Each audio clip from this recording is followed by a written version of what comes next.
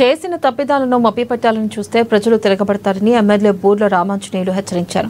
గత ప్రభుత్వంలోని వైసీపీ నాయకులు గుంటూరు ప్రాంత కార్యకర్తలకు తినడానికి సమయం కూడా ఇవ్వకుండా ఉపయోగించుకున్నాడని ఆరోపించారు.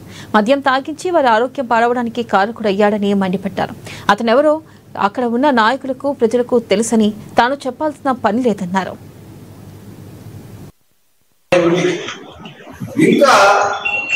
ఇంకా మాకు 300 మెట్రిక్ టన్నులు స్టాక్ ఉంది.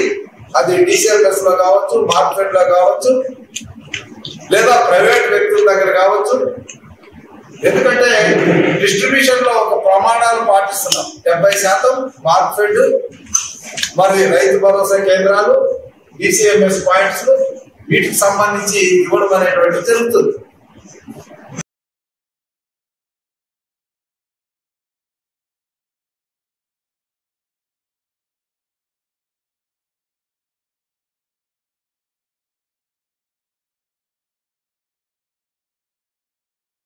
మిగిలిన 30% ప్రైవేట్ డీలర్స్ ఇస్తాం.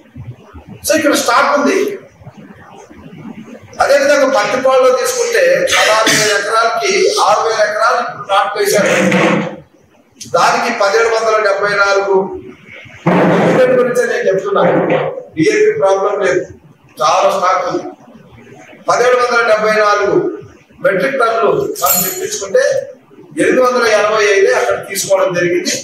ఇంకా 785 మెట్రిక్ టన్నులు వివిధ గోడౌన్లో స్టాక్ లో ఉంచారు. ఇకపోతే గుంటూరు రూరల్ కి సంబంధించి 10,359 ఎకరాలకి 6,678 ఎకరాల్లో పంట వేస్తే దానికి కావాల్సింది 550 మెట్రిక్ టన్నులకు గాను 452 తీసుకున్నారు. ఇంకా 98 మెట్రిక్ టన్నులు స్టాక్ ఉంది.